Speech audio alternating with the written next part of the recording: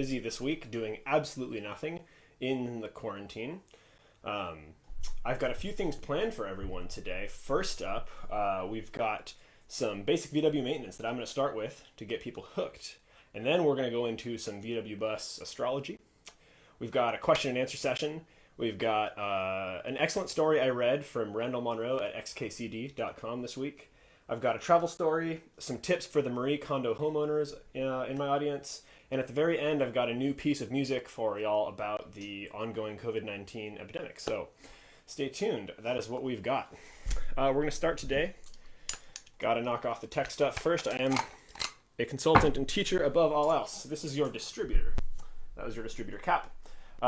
3 things you need to do every 3,000 miles or every so often, if that's something you're into. Take some oil, dribble it down the center of the distributor shaft. Take some oil, drop it on the points pin, and most importantly, get some grease. I've got these little thimbles here. Get some grease, spoon it out with a screwdriver, and spread that grease on the points rubbing block cam inside the distributor on those squared off edges. That's going to prevent your points gap from shrinking, going to give you way more miles of smiles, and everyone has a better time. Now, you want to adjust your points. This is the first thing I'm getting you today. Hello, good evening everyone from Portland, San Diego, and also San Diego. Hi everyone. When it comes to adjusting your points in your VW distributor, these guys right here are basically, I see the number one cause of poor running, misfiring, hard starting, bad gas mileage, and all kinds of anomalies like that. When it comes to setting your points gap, it helps to have an air-schooled business card or an air-schooled sticker. Rotate your distributor or your engine until the points are open all the way, and check the gap with your air-schooled business card. It should be the exact thickness of the width of your points. It should slide right down in there with a little bit of resistance, and slide right out with a little bit of resistance.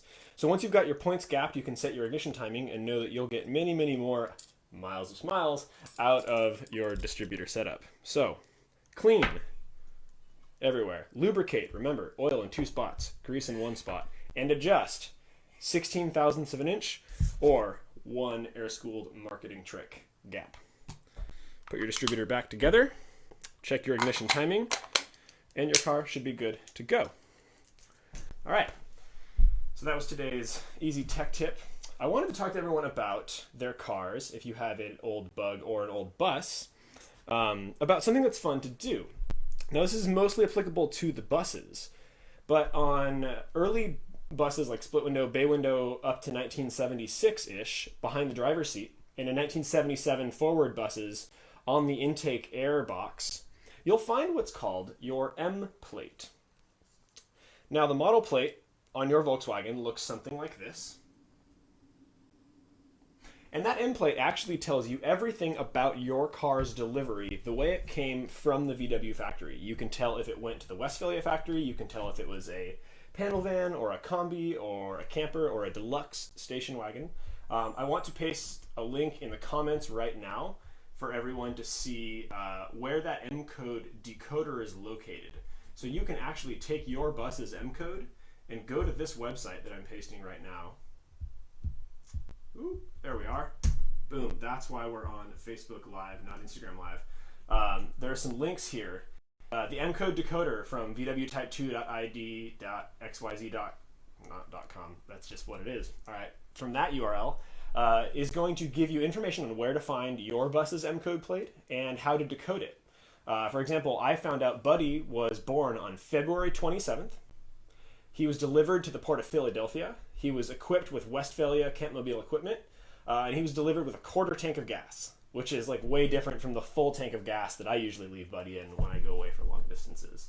So I found out that Buddy's birthday was the 27th of February, which makes him a Pisces. Now, Pisces can be known to be great companions, and I think this is totally true about my bus buddy. So please, in the next week, find your bus's birthday, go to the M code decoder, find that plate. Remember, it's behind your driver's seat, or if you don't have a metal partition there, it's underneath the dashboard on the intake air section of your car. and I've posted a link in the comments for you to go check out when your bus was born.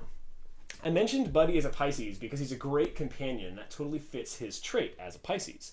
So I want you to check out your bus's birthday and figure out what their zodiac sign is, because next week I have some special games that we can play about the various bus zodiac signs and how the different zodiac signs of different buses affect the way they treat you, and it affects the way that they work on road trips as companions or road trip partners.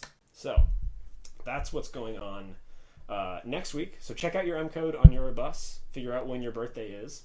If you have a bug, they don't have the M code plates, but you can write into Volkswagen of Germany, provide them with your chassis number, and they'll tell you all the details you need to know about what your bug originally looked like, where it went, and what day it was born. All right. We're on to the question and answer session of today, and I've totally lost my paper. There it is. I got some great questions over Instagram and Facebook about Volkswagens, about van life, about music, and various other things that I'd like to talk about today. So, got some great feedback on M codes. Very nice. And some great feedback on Pisces. Pisces. People who have the Pisces sign. Yes, good companions, loyal to a fault sometimes, just like Buddy. So my questions this week, in no particular order, I'm kind of throwing it this week. Order-wise is less important than content. What kind of mileage does Buddy get, and his top speed? Buddy gets between 16 and 22 miles per gallon, depending on how I drive. Driving style is a big factor of any car. If you're slow to accelerate and early to let off the throttle in braking instances, you're going to get way better economy than if you're floored all the time. Problem is, Buddy is so slow that I'm floored most of the time. So on an average tank, 18 to 20 is pretty good. More than 20 is I'm either going downhill or coasting a lot. Less than 18 is maybe I should let off a bit, enjoy the scenery kind of. How I'm filling time while staying at home. Well, one of those things is trying to field technical questions on Facebook, Instagram, YouTube, and talk to you guys and fill those that way. I'm also offering a parts acquisition service if someone's having a hard time finding parts due to quarantines and shop shutdowns. I'm working with a few different suppliers to provide shipping anywhere in the United States. So if you've got parts that you can't find, please give me an email. I'm working with a few people on restorations and a few people on daily drivers. I personally give priority to the daily driver Volkswagens because they're necessary and essential to travel. Those of you that are looking to go on vacation in your Volkswagens, sit tight. I will get back to your emails, but the daily drivers are getting priority right now. Some tips on waxing or interior care. Those sort of go hand in hand. Any paint in my cabin, I use Mother's Cleaner Wax to clean it and give it a nice finish that's nice and smooth, shiny, and clean. I've tried a dozen different cockpit interior upholstery cleaner things, and I found all of them to be acceptable. Pretty much if you can get it at your auto parts store and it's a name brand product, it's going to work for what it says. Read the directions. The number one cause I find of products not working, people having bad experiences, is just failure to read the directions. And maybe it's me growing up as a Lego building kid, or the fact that I love this German automobile heritage so much, but I do find following the directions quite comforting. So start there, you won't have a problem. Will taller tires make my car go faster on freeways? Maybe.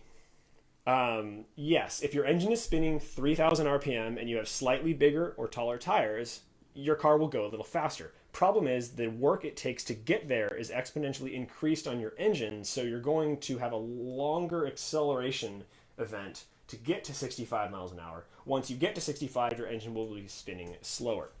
Remember from our last week's question, I think it was Mitch that mentioned the slower your engine spins, the slower your cooling fan spins on a vintage Volkswagen. That's very true, and it's something to keep in mind as you're driving down the road, that stopping is not always the best thing to do. Just like I think larger tires might not be the best thing for a car that sees anything other than moderate speed cruises and runs to the ice cream store. If your commute includes 3,000-mile desert crossings, then stick with the stock ratios and tire sizes. Any information on 68 to 70 wide 5 disc brakes, pros and cons, stuff like that? I have not yet run into a disc brake conversion that made me say wow or made me feel confident in its abilities to perform. I have felt confident in every mountain range in the country with my stock drum brakes. And as long as you're driving like a sane person and not like a race car driver in your vintage commercial van, you're going to be fine with the drum brakes. Keep them adjusted, keep them clean, keep them in spec. You know the deal. It's going to work fine. What is my favorite accessory, factory or custom? My favorite accessory that I've put in my bus is my radio, by far. Everyone here knows I'm a music person. I mean, really, we're going to have some more of that later. We're going to get weird on the piano. Everyone knows I'm a music person.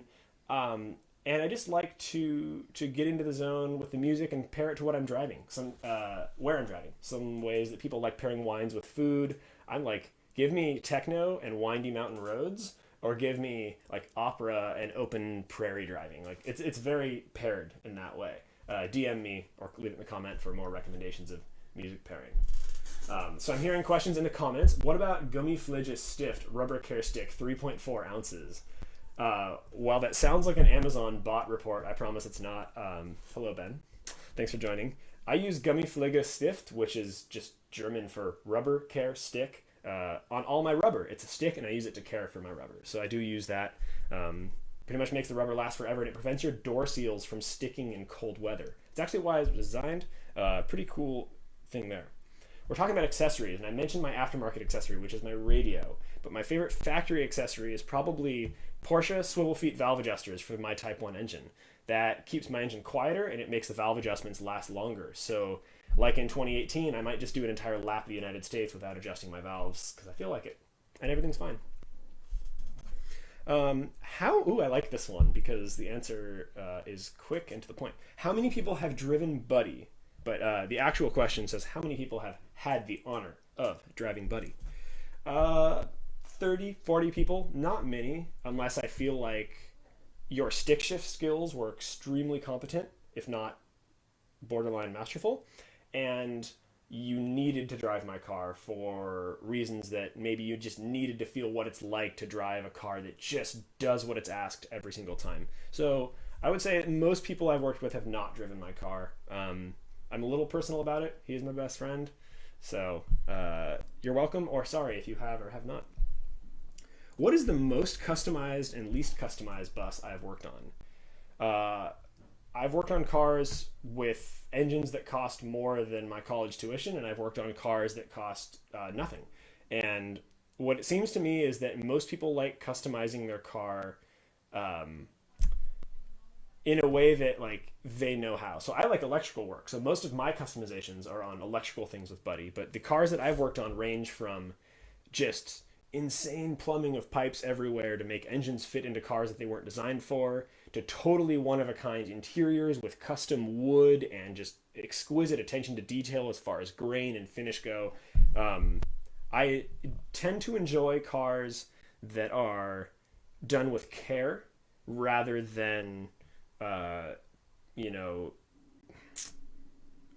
care rather than like a goal in mind.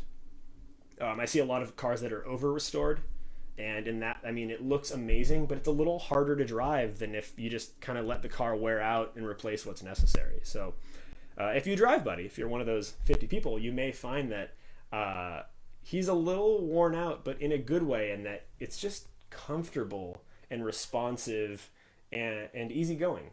And I think a lot of Volkswagens are like that once they're really broken in and well loved. So if your Volkswagen's easy to drive, don't complain. I love this question. What is the most dreaded repair that I face? It actually depends on if it's my own car or if it's someone else's car. On my own car, I don't like doing CV joints. I don't know if anyone does, but on other people's cars, I actually kind of like it because I think it gives me a fuzzy feeling and a warm feeling inside that I'm helping their car, and their car is going to live longer and behave better because of what we're doing. Other dreaded repairs I face are, A lot of metal work I don't like because while I'm a very functional metal worker, my cosmetic results really aren't as good as a lot of professional body shops. So I really dread going into deep rust repair on my own car, which is why I'm glad that I bought a rust-free example of a car when I first went shopping back in the early 2010s. So rust and CVs, depending on who you ask. What is the best way to test a starter with a multimeter? I'll answer that next week, and I'll have a starter with me. How's that? Next question. Thanks, Rob. Are you single? Yeah, but so is everyone living alone in the coronavirus times. So that's enough of that. Best music for driving. I like I said earlier, I think I actually mentioned this, that I like to pair certain types of music with certain types of drive. So yeah, like what I mentioned, driving through canyons in Colorado might be some minimal house and techno, but driving through the plains of Tennessee is going to be a lot of indie bands or older folk and things like that. Great questions coming in the comments. Hi everyone. Someone asked if that's a Fender Rhodes. Yes, we're going to hear some of that later. So thank you, Justin. Martin, great to see you on here. Glad to know this 55 single cab is running well. Chris, wide open throttle, 24 hours, 7 days a week. It sounds like you're a Le Mans racer fan. Man, if Le Mans was raced on an attribute of like full throttle rather than speed, a Volkswagen bus would have a pretty damn good chance of doing well there. Ben asks how many designated drivers have had to drive Buddy. Like 1 or 2, not a lot, but people I trust, so that's good. Vincent asked, how about the distributor you showed earlier? Is it a vacuum advance or electronic 009? What is best for a 1641 dual port with a PIC 34? The distributor I showed earlier is a 205Q, which aficionados will know is for a 1971 bus. This is for any 1600-ish dual port engine. This particular model was restored by Bill Fowler in Arizona. It came out beautiful, as you can see. It's got the regular Bosch points. It's got some Bosch distributor grease in it. This particular distributor gives excellent throttle response off idle and in the mid-range where you spend most of your time driving around town. So this one, all the vacuum functions work. If you suck on the nipples, you can see the insides move. And there you are. So yeah, this is an excellent distributor for most stock-ish applications. Anything kind of 1800 and smaller. You're going to want a 34 PIC 3, and you're going to want the carburetor to be a German Solex, rebuilt by someone who really knows what they're doing. I have found throttle shaft play to be less of a vacuum leak than most people claim, but that's just my experience personally. So I feel like almost any German Bosch distributor with an SVDA or DVDA can is going to work well with a 34 PIC 3 on a stock-ish engine. Kristen, hello. What is the most fun place you fixed a car or hung out in a pool? Well, those are two definitely different answers, because the places I fix cars are usually like on my own car, surrounded by some sort of natural water source that I can jump in for a bath if needed. Some of the best pools I've experienced are my parents', definitely your place, so thank you, and some swimming holes that I've been to on the East Coast. So yeah, I recommend driving around the country and finding out what swimming holes you can find. Yes, installing window seals with chrome trim is a pain in the ass. Jeff says, Jeff watching now. Thank you, Jeff. Griffin, to answer your question, I'm hanging out by myself playing bass ukulele for the last 3 weeks, so that should sum it up. Now, that ends our question and answer session. If you scroll up to the top of the comment section, you'll see that I linked to a few things, one of which was an XKCD article called Toaster versus Freezer. I'm going to post that again right here because I had a great time thinking about the implications of this article. It's in the comments now, to how our Volkswagens work. Someone asked last week, how often do you take breaks on your Volkswagen? And driving, I thought, I only brake when I need to pee. So I drink a lot of water and I take breaks when I need it. The article I posted, the best line in it mentions something about a toaster doesn't care about the weather. To a toaster, all weather is cold. And it's true, because the question they were trying to prove was if you put a toaster in a freezer, which would win, the freezer or the toaster? And that's the exact same principle as your air-cooled Volkswagen engine dealing with cold weather versus hot weather. Your engine doesn't care if it's 30 degrees outside or 130 degrees outside. When it's combusting reactions in the 1,000 degree to 1,300 degree range at thousands of psi of pressure, your engine doesn't necessarily care if its cooling air fluctuates by 50 or so degrees around a steady normal. So if you get a chance to read the toaster versus freezer article from whatif.xkcd.com, it's in the comments. To a toaster, all weather is cold. I really like that. So I don't have any travel stories this week. I have that written down on my little script, but that's not happening. Something I've been a little bummed out to find is that not everyone who owns an air-cooled shirt knows how to fold it. Now, I don't want to sound trite, but I am a student of the Marie Kondo method, so I thought I would fold this awesome pseudo-dudo air-cooled shirt so you can really see the methods I use for perfect crisp folds every single time. All right, so first thing you want to do is lay your shirt face down on your flat workspace. Now, I use my bed for this, but a desk is working just fine right now. Once you've got your shirt flattened out, spread out any potential wrinkles, grab it by the bottom corner and grab it about 1.5 to 2 inches down the shoulder, fold it in half. You don't want the bust to be showing. Bad news, I did it wrong. Let's do it again. You want to grab just a little bit, fold over your edges, pull it tight, smooth it out, fold over the other side, tight, smooth it out. Now, fold the shirt in half, again, smoothing out along the way. It's tempting to take your bottom half and roll it out, but I've found, thank you, my best friend Brian, if you take the side farthest from you, flip it over and fold it in thirds, you'll get a much tighter rack. So take your air-cooled shirt.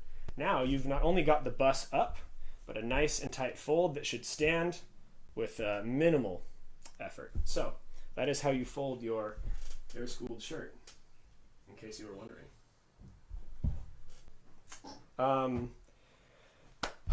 That's about it for what I've got as far as Volkswagen news and Q&A right now.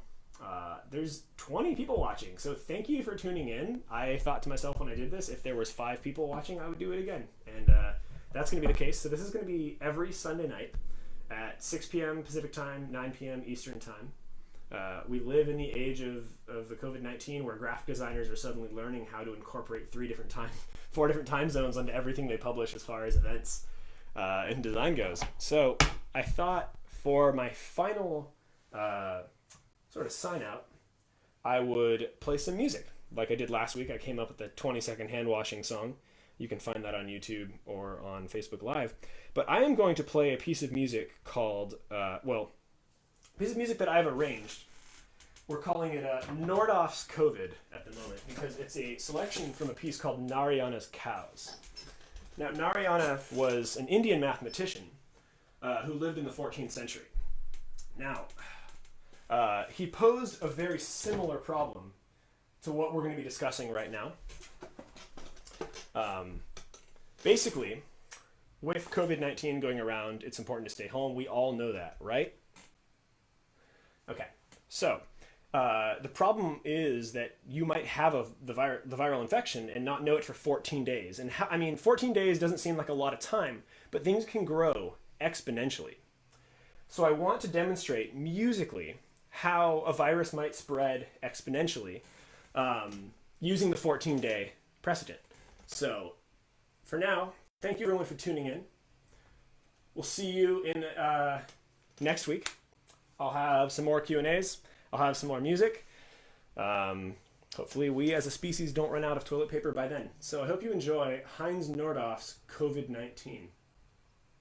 On the first day of infection, there is an original patient who infects one other. On the second day, there is patient 0 and 2 more infections. On the third day, the original patient and 3 infected. On the fourth day, the first infection becomes contagious and we begin a 3rd generation of infection.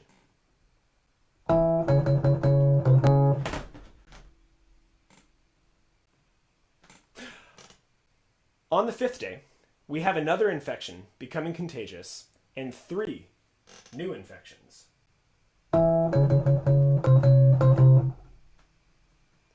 On the 6th day, we have 4 known transmitters and 4 new cases for a total infected group of 13 people.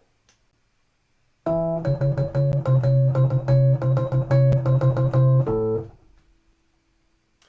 the 7th day, we bring the first infection of patient 0, and the 4th generation of cases begins.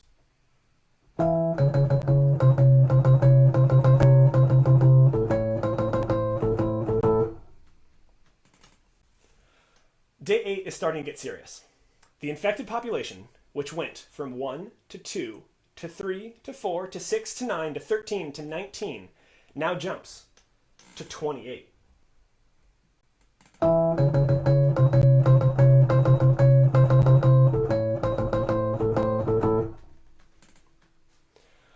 the 9th day, 13 new infections are spread. 1 is from the original patient, 6 are like grandchildren, and 6 are like great-grandchildren.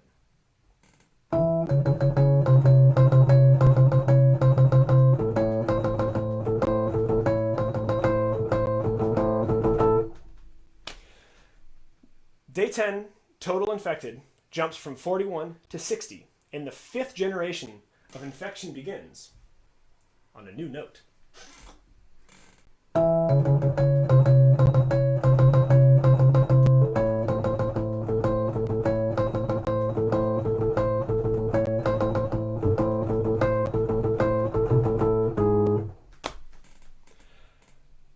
By the 11th day, an additional 28 infections are spread by 28 different people, and 32 new cases are waiting to spread their infection, making a total of 88 cases.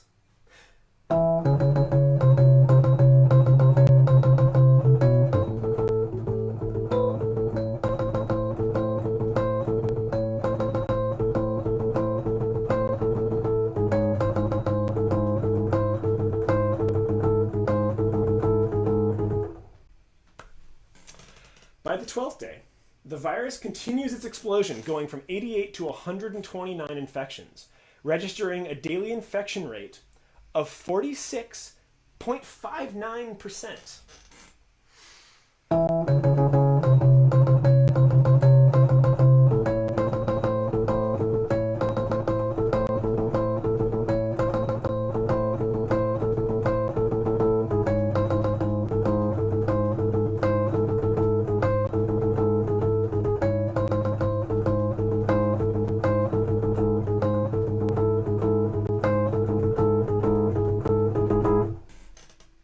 On the 13th day, the rate drops very slightly to 46.51%, resulting in 189 infections as the 13th generation of the coronavirus spreads.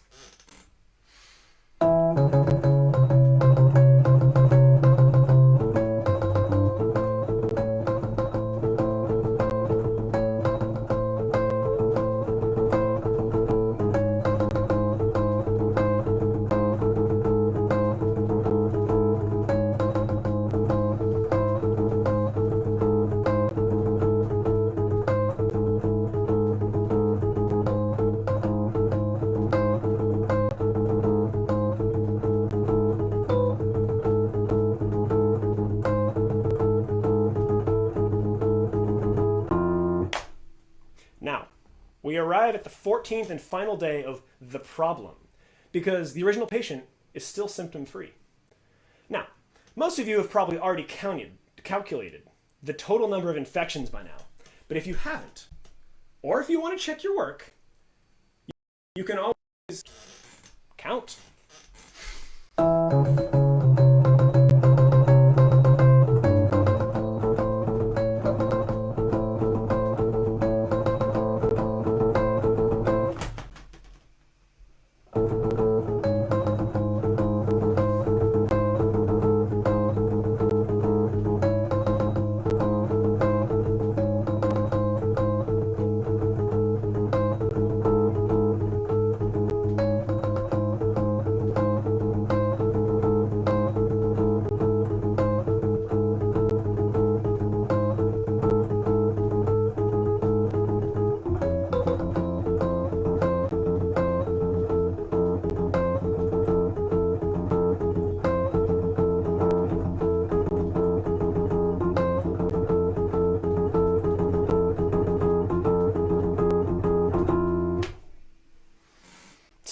If you want to be safe, stay at home.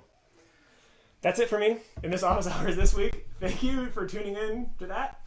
That was Tom Johnson, Mariana's Cows, the 2019 COVID remix by Robbie here at Air Schooled. If you have a Volkswagen and you're looking for tech help, hit me up. I'm available for FaceTime, Skype, Zoom consultation, and otherwise I will see you on the web. Thanks for joining, everyone. See you next week.